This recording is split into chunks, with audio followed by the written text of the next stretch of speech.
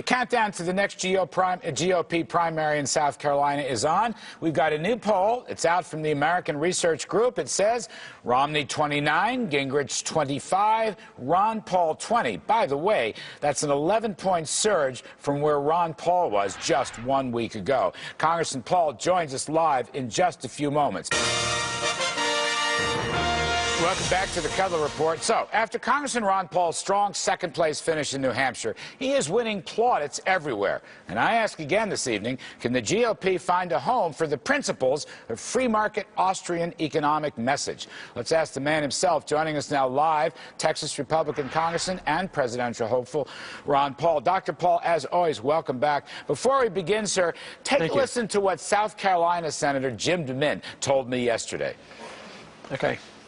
Probably Ron Paul's the only one willing to say we really need to cut the budget and we need to cut some of the functions of the federal government. The Republicans must recognize that Ron Paul's message of limited government, individual liberty, more accountability at the Federal Reserve, better monetary policy, these are things that need to be core principles in the Republican Party.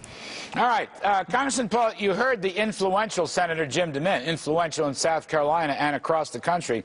Do you believe now, okay, after your semi-victory in New Hampshire, you had a good close second, do you believe that there's room in the GOP for your principles? Well, there better be, or there won't be much left of the party, because we're really talking about the fundamentals that they claim they believed in for a long time. I mean, for cutting spending and balancing budgets and sound money. I mean, that's what we've talked about, you know, all the way back to the 80s, but we never followed through is a problem. And then in the, you know, in this century, you know, in the first decade, we had the House and the Senate and the presidency. And I think we blew it. We doubled the size of the Department of Education.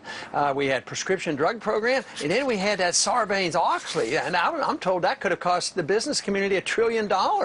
So, no, I think they better pay attention to those of us who believe in free markets and not just give lip service to us, or, you know, they're not going to do well. Congressman, Charles Krauthammer, of all people, wrote a very complimentary article about you. And I want to ask you about one of his key points. He believes that if you can't get the nomination, you should deliver one of the keynote speeches at the Republican convention to push your principles. Would you do that? Would you give a keynote speech? Is that something that appeals to you? Well, I think so. I don't want them to write it for me, but I appreciate Charles's comments. He's another fellow physician, I guess you know. So I think that's a real nice compliment. But of course, if I could write the speech, I think I'd be very interested in doing it. All right, good. Now, on to South Carolina. As you know, it's a pro-defense state. There's a lot of military bases, there's contractors, there's builders. You have a relatively anti-war message. Are there going to be difficulties on that point? You're closing pretty good, but is the defense message going to be difficult for South Carolina primary voters? Well, so far I don't think so, because, you know, we have ads running down there, and I think that's helped switch some people over. And I think most people are aware of the fact that I get twice as much money from active military personnel than all the other Republican candidates put together. So I'm getting a lot of support from the military, and I always got a lot of support from veterans. So I think it's a fallacy to think that everybody in the military automatically wants to expand war.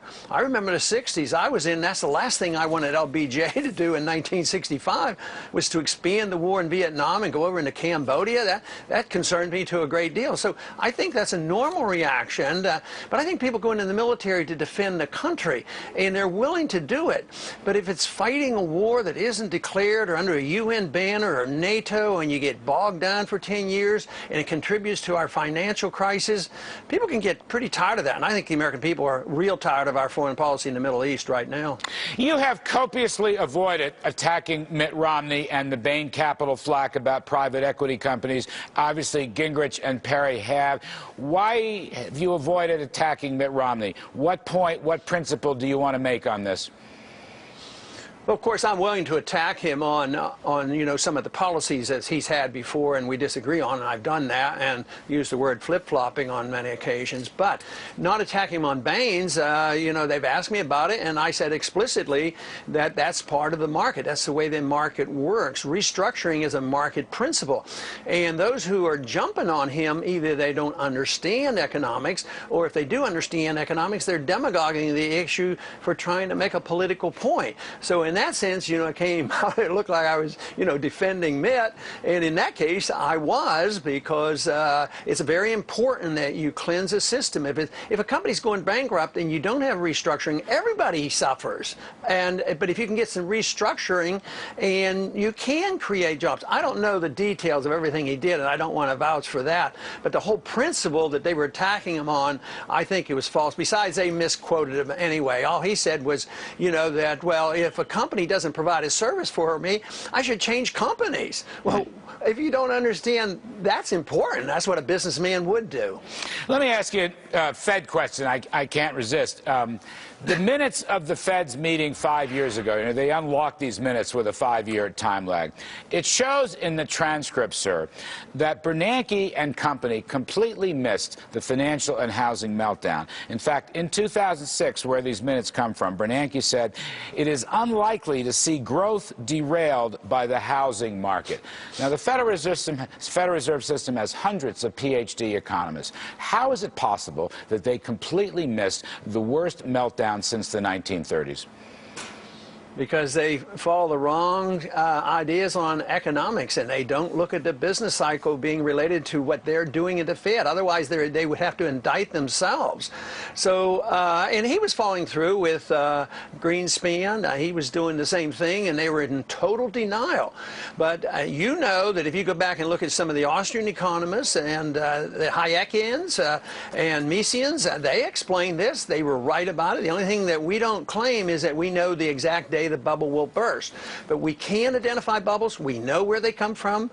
And when they burst, you have to have a correction, and then you have to have unemployment. But the more you interfere with the correction, the longer the correction lasts. And this is why this correction is lingering, and why if we don't get more people to understand the business cycle, the fact is, I think you make an important point, they have hundreds of economists all through the university system, but they know they don't get the job unless they say what the Fed wants them to say. There's no independence, so don't ever expect independent thinking at the Federal Reserve. They're there to defend a policy that is a total failure and has been, and we have to change it. All right, we have to change it. Many thanks, Congressman Ron Paul. Sir, good luck on the campaign trail. We appreciate you coming back.